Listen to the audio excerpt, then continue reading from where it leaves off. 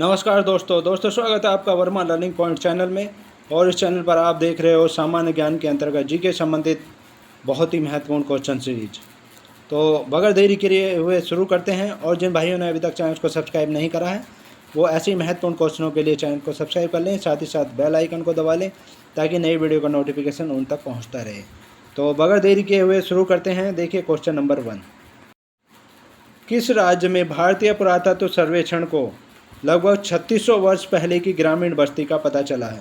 कौन सा ऐसा राज्य है जिसमें भारतीय पुरातत्व सर्वेक्षण को जो है लगभग 3600 वर्ष पहले की ग्रामीण बस्ती का पता चला है? Option A Paschim Bangal, B Odisha, C Uttar Pradesh, D Bihar. तो जो करेक्ट आंसर है वो है बी पार्ट, ओडिशा में मिला है। ओडिशा में मिला है 3600 वर्ष पहले ग्रामीण बस्ती का पता। नेक्स्ट क्वेश्चन देखिए, सोशल मीडिया फेसबुक द्वारा जारी क्रिप्टो करेंसी का नाम क्या है? सोशल मीडिया फेसबुक द्वारा जारी क्रिप्टो करेंसी का नाम क्या है? Option A Calibra, B Libra, C Ripple और डी नियो। तो जो करेक्ट आंसर है वो है बी पार्ट, लिब्रा है। सोशल मीडिया फेसबुक द्वारा जारी क्रिप्टो करेंसी का जो नाम है लिब्रा है। नेक्स्ट क्वेश्चन देखिए, वैयक्तिकरण की घटना हो सकती है, वैयक्तिकरण की जो घटना हो सकती है, ऑप्शन देखिए, ऑप्शन ए सभी तरंगों में, बी केवल अनुप्रस्थ तरंगों में, सी केवल अनुदैर्ध्य तरंगों में, डी केवल अपरिगामी तरंगों में। तो जो करेक्ट आंसर है वो है ए पार्ट, सभी तरंगों में हो सकती है। वैयक्तिकरण की घटना सभी तरंगों में हो सकती है। और इसके बारे में डिटेल देख लेते हैं। देखिए इंपॉर्टेंट पॉइंट देखिए इसके बारे में, यह तरंग गुण है, वैयक्तिकरण यह तरंग गुण है जो अनुप्रस्थ एवं अनुदैर्ध्य दोनों तरंगों द्वारा पालन किया जाता है। दोनों तरंगों के द्वारा ये पालन किया जाता है इसका।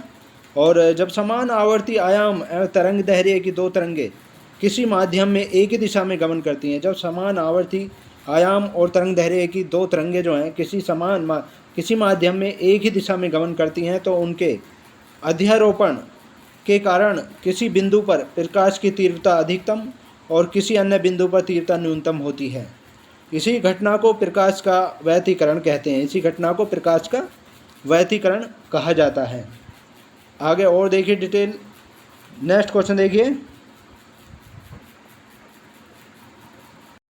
नई दिल्ली में स्थित भारतीय संसद भवन की संरचना किसके द्वारा तैयार की गई थी? नई दिल्ली में स्थित भारतीय संसद भवन की संरचना जो तैयार की गई थी किसके द्वारा की गई थी? Option A sir Edwin Lutyens और सर हर्बर्ट बेकर के द्वारा, बी ड्यूक ऑफ कनॉट के द्वारा, सी सर जॉन आर्चर और सर एडवर्ड बार्टले के द्वारा, डी सर क्लायड बार्टले और सर जॉन बेक के द्वारा। तो जो करेक्ट आंसर है वो है ए पार्ट, सर एडविन लुटियंस और सर हर्बर्ट बेकर के द्वारा भारतीय संसद भवन की संरचना तैयार की गई थी। और इसके बारे में डिटेल देख लेते हैं। और भारतीय संसद भवन 1931 में बनकर तैयार हुआ था। ये 1931 में बनकर तैयार हुआ था। और भारतीय संसद भवन आने वाले समय में नया बनाने पर विचार कर रही है, क्योंकि 2026 के बाद प्रतिनिधि की संख्या जो है वृद्धि होने पर वर्तमान संसद भवन उपयोगी नहीं रह जाएगा।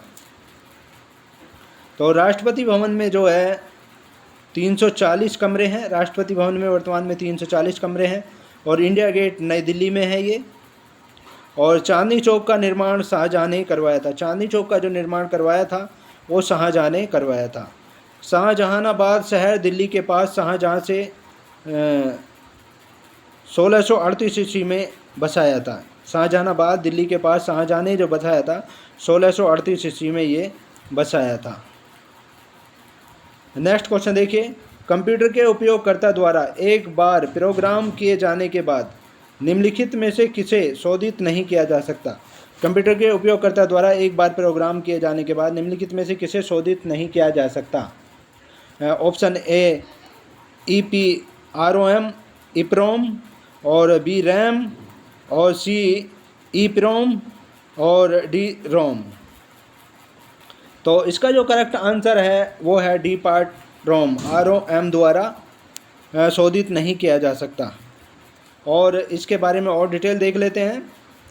देखिए रोम ROM का विस्तार है रीड ओनली मेमोरी। इसका फुल फॉर्म है रीड ओनली मेमोरी। और यह अवाष्पशील मेमोरी है जो सीपीयू में संरक्षित रहते हैं, सीपीयू में ये संरक्षित रहती हैं। और रैम का विस्तार है, आरएम का विस्तार है रैंडम एक्सेस मेमोरी होता है। यह वाष्पशील है, यह वाष्पशील मेमोरी होती है। और ईप्रोम का पूरा नाम है इरेजेबल प्रोग्रामेबल रोम है। और ईप्रोम एक नॉन वायलेट है, मेमोरी चिप है। जब पावर सप्लाई नहीं होती है तब भी यह डेटा को सुरक्षित रखता है। ईप्रोम जो होता है, जब पावर सप्लाई नहीं होती है तब भी ये डाटा को सुरक्षित रखता है। और ईप्रोम